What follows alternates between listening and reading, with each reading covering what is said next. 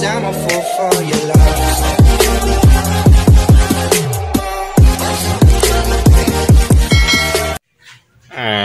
Guys, mga kauragon, magandang gabi kasi gabi na. Ngayon may share lang ako sa inyo yung ginawa ko kanina kasi hindi ako nakabiyahe. So,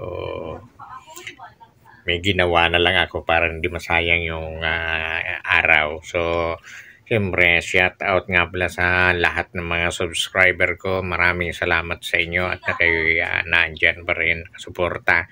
So, sa mga hindi pa naman nakapag-subscribe, please subscribe Noisky Uragon Vlog at saka like and share nyo na rin. So, malaking bagay na yan sa aming mga content creator na mga ginagawa namin na ganyan at na-share nyo rin. So, nakasubscribe kayo. So, yun ay malaking tulong na sa amin. So, maraming salamat sa inyo. So, yan lang ang share ko ngayon yung ginawa ko kanina sa inyo.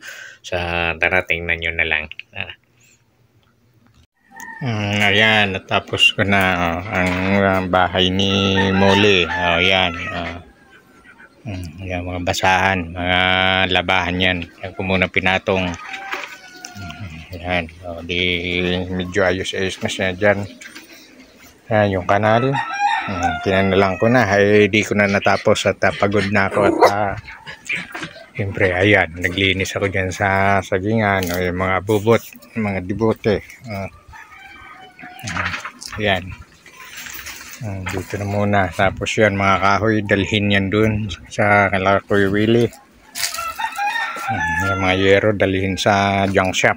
Yung mga nakaayos na. Ayan, yung bunga yung saging. Ayun, ayan, ang dinis ko at may nakuha rin ako. Dito na itong mga bubot. Yun, yung sagingan. Malinis naman. Ayan, medyo sa linggo medyo ano na lang ang aking gagawin, konti na lang. Yan yung mga halaman dito.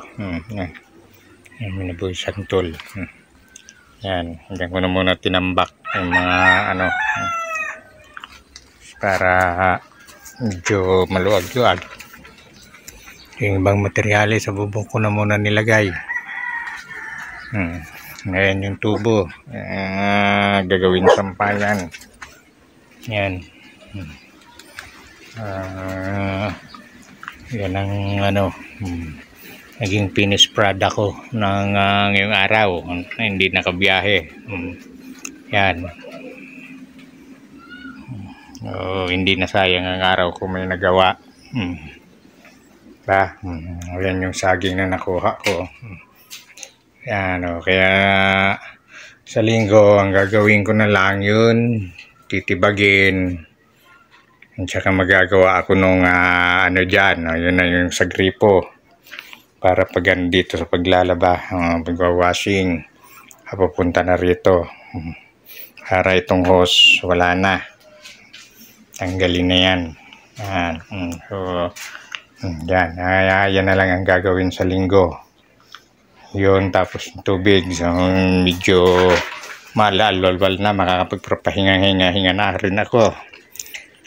Dahil hindi nasayang yung araw ko. Yan.